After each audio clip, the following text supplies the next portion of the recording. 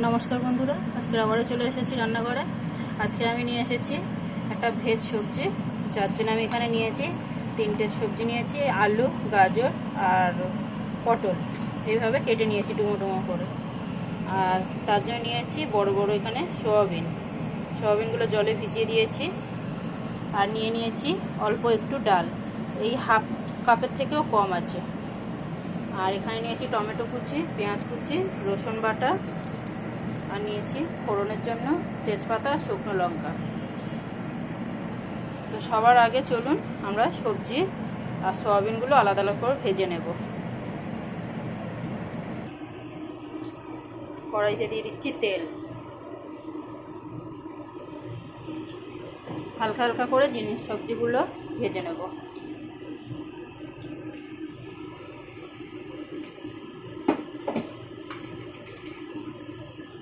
দিয়ে দিচ্ছি অল্প একটু নুন, সবজিগুলো ভেজে নেব ভালো করে।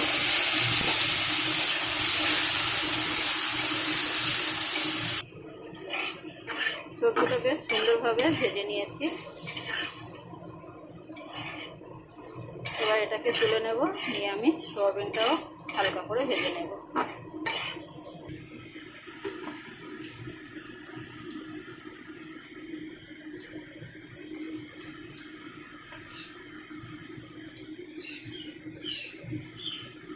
আমি তেলের মধ্যে একটু নুন হলুদ দিয়ে দিলাম, যাতে সয়াবিনটা একটু কালার আসে। সয়াবিনটাকেও খুব সুন্দর করে আমি ভেজে তুলে রাখবো।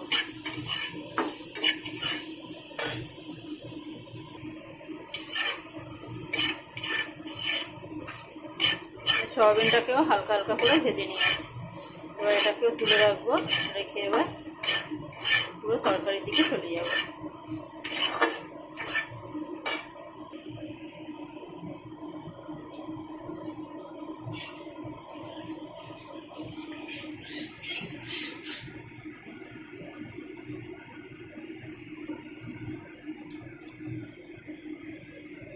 দিয়ে দিলাম সর্ষের তেল।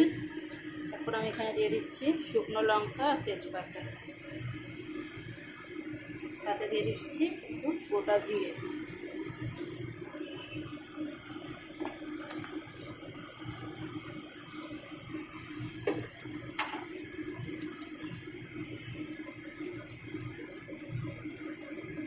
এখানে দিয়ে দিচ্ছি একটুখানি হিং।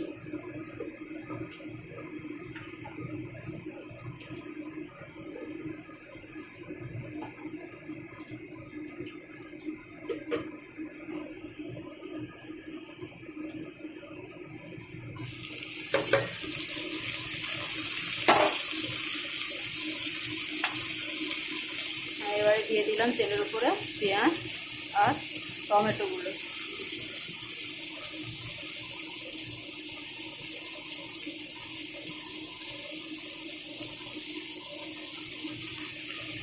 রসুন পাতাটা দিয়ে খুব সুন্দর করে মশলাটা নেড়ে নেব।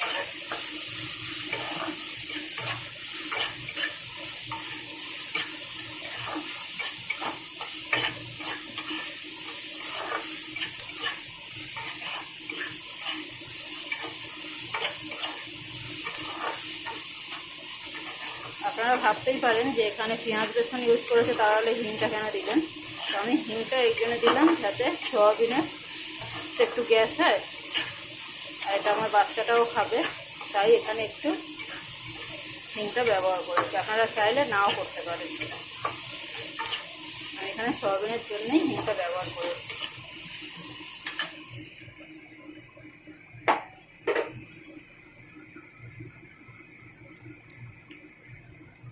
এখন আমি এখানে দিয়ে দেবো এক করে মশলা, ধনে গুঁড়ো, জিরে গুঁড়ো, হলুদ গুঁড়ো, অল্প পরিমাণে লঙ্কার গুঁড়ো, 1 চিমটি মতো লঙ্কার গুঁড়ো দিয়েছি।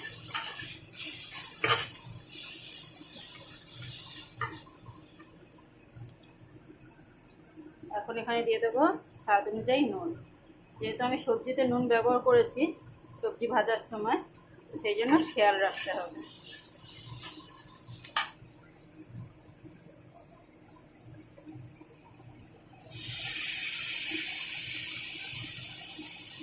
এখানে দিয়ে দিলাম 2 চামচ মতো জল, দিয়ে একটু মশলাটা নাড়াচাড়া করে নেব।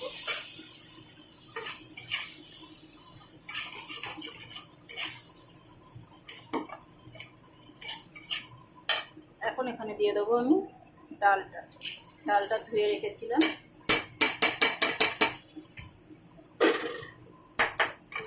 ডালটা একটু নাড়াচাড়া করে নেব।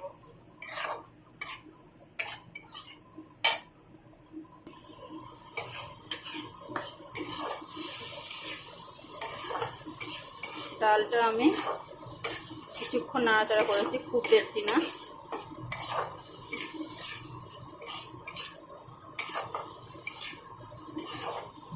এক মিনিটের থেকেও কম আমি নাড়াচাড়া করেছি। এবার দিয়ে দিচ্ছি এখানে জল।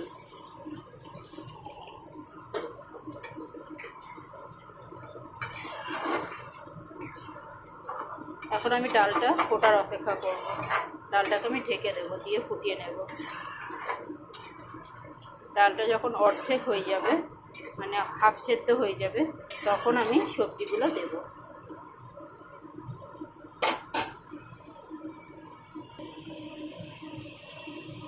এখানে ডালটা ফুটে গেছে। এবার আমি গ্যাসটাকে মিডিয়ামে করে দেবো। মিডিয়ামের থেকেও হালকা কমিয়ে দেব, একদম লোতে যাবে না। ডালটা ভালো করে টকবক করে ফুটবে সেরকম আছে রাখতে হবে। রেখে ডালটা অর্ধেক সিদ্ধ হওয়া পর্যন্ত আমি অপেক্ষা করব। আর ডালটাকে আমি এইভাবে হালকা করে ঢেকে দিলাম।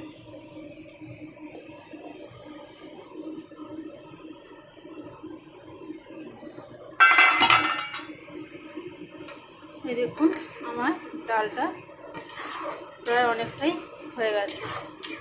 ডালটা পুরো আধ ভাঙা হয়ে গেছে,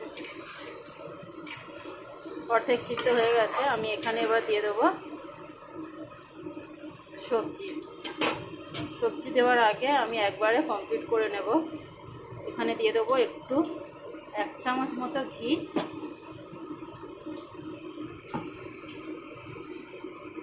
আর এখানে দিয়ে দেবো স্বাদ অনুযায়ী একটু চিনি।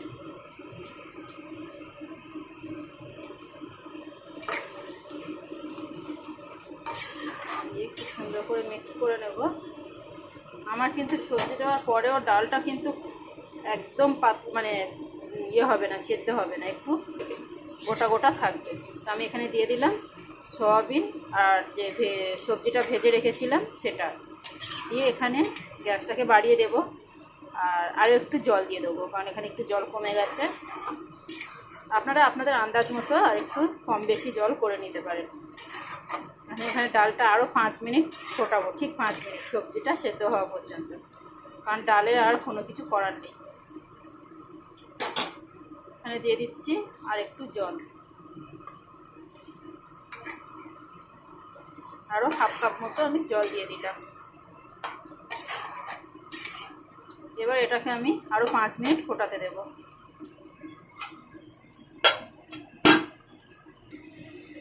বন্ধুরা এই দেখুন আমার ডাল পুরোপুরি কমপ্লিট। আমার এই ভেজ রেসিপিটা আজকে কেমন লাগলো অবশ্যই আমাদেরকে জানাবেন।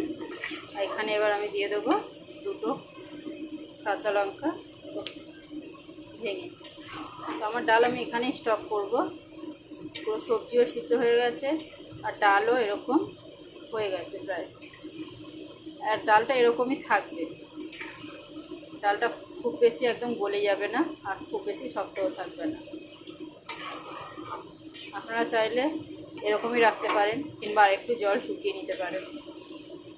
যেহেতু ঠান্ডা হওয়ার পরে আরেকটু টেনে যাবে আর একটু মোটা হয়ে যাবে, তাই আমি এখানে এই অবস্থাতেই ছেড়ে দেব। তো বন্ধুরা আজকের আমার এই ভেজ রেসিপি কেমন লাগলো